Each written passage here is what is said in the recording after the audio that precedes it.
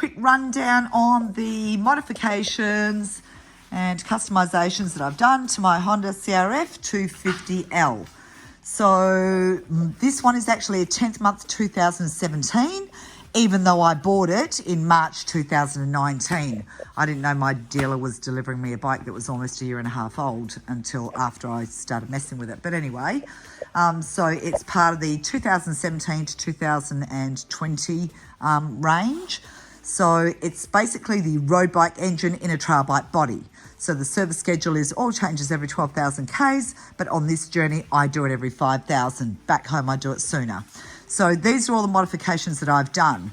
Renthal fat bars, SWM Super Dual 650 windscreen. I've cartwheeled down the gib on that one and cracked it twice, so I've got a new one actually on its way. Dual USB port, my drink cup holder for sitting appliances in to charge while I ride. Quad lock for the phone. Aftermarket mirrors, the left-hand one's foldable. Just trying these new pillow top grips, whereas I used to always just use the Dominoes. RHK risers, because I needed to lift up the bars because I got the IMS 13.5 litre tank, aftermarket tank. And without the bar risers, my brackets were smacking into the tank. So had to do that. Bark busters, roo whistlers, headlight protector, Badlands radiator guard. I got these made by bought these ones from eBay, the retractable forward foot pegs, and got my welder to do the forward foot peg bar so I can change my feet position on the long hauls when I ride. B&B bash plate, Öhlins rear shock, adjustable with the compression and the rebound. What else? Aftermarket gear lever, retractable. The Speedo healer for when I was mucking around with the sprocket changes. So this changes my Speedo back to read true. I've got the EJK chip in it, so it's basically a plug and play. So the it just sort of interrupts the original plug to the injector, and that's mounted underneath the seat. Zeta foot pegs, I went through, you know, the Chinesium top of the range ones, bent them all, end up going to Zeta. They've been mint. I just camo hand wrapped. I've done some basic retrimming on the seat myself. This sheepskin can't ride without it. That used to be a cot liner, and I just got my trimmer to put some eyelets in it and glue some canvas underneath. This pannier rack started off as a pannier rack off an XR400, so the head of our old adventure riding group back home, Trail Adventure Riders WA, Captain Rob Hodes. This was off his XR400, and he goes, I reckon it'll fit. So it did, but as time went on, I got my welder to modify it how I wanted it. So I'll show you when it's packed up, but the pannier, the roto pack goes on the inside, and this pannier rack can come off, and I've still got my CRF's only rear tail rack on there as well. But basically my tools and my tubes go in this part, and that always stays on the bike. Then I've got my top bag and my two panniers, and so I can take the top bag and panniers off, and I've still got my tool tubes, my spare tubes and tools in here. Just in case I need to lock something or the bike around a tree in a town or something like that. Rock straps everywhere. I love my rock straps. FMF exhaust. I'm running sprockets. The factory ones were 1440. Then I went 1340. Then I went 1342, and now I've gone 1442. So whatever top of the range sprockets I can get. Sprockworks, I think, was the last ones I got. Normally I get the DID X-ring chain, but I couldn't get that in Tamworth. But I always buy top of the range whatever I can on sprockets and chain. I always run the Dunlop 606 on the rear. I get probably about 7,000 Ks out of it, combination mostly dirt and then blacktop as well. But yeah, it's still great on the blacktop as well as it is on the dirt. I used to always run the MT21 on the front. Oh, and the profile on the back is a 120, whereas factory, I think it was 110. And then on the front, I run the Pirelli Scorpion Rally. So I used to always run the MT21, which is a great tyre. But for the gnarliest stuff that I've been doing on this journey, the Scorpion Rally has worked a treat. And then Radical Stuff, the Scorpion Rally Extra, that was mint, but it wore out really quick. So I'm still getting about 7,000 out of that as well. Had to put the Zeta oil filter cover on because I cracked the original one. That's just an aftermarket JFG Racing, whatever. But I was looking at a Zeta one for that as well. But so far, that's probably the only aftermarket good Chinese one that's hung in there.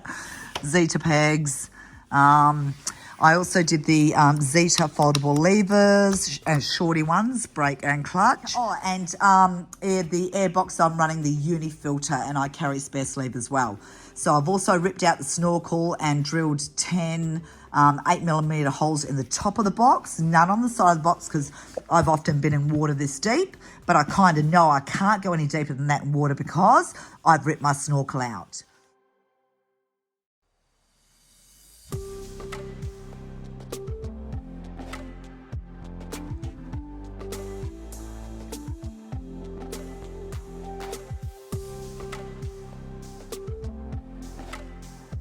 So Airbox Mods, FMF and EJK chip are the main mods on these bikes to increase the performance.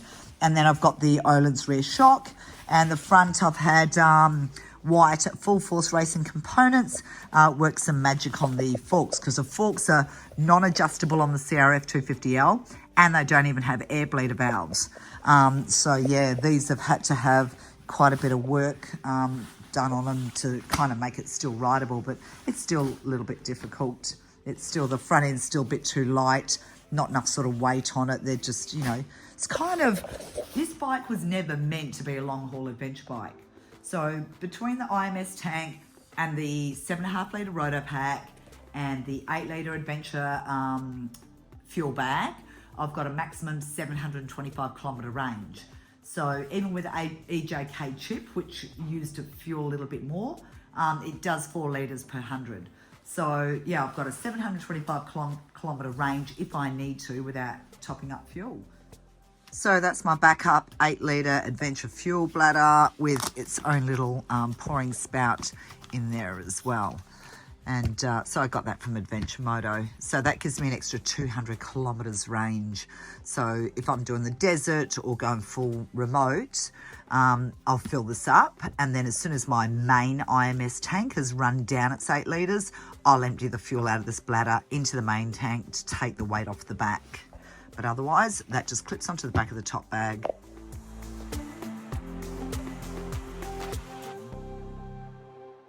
And this is my toolkit.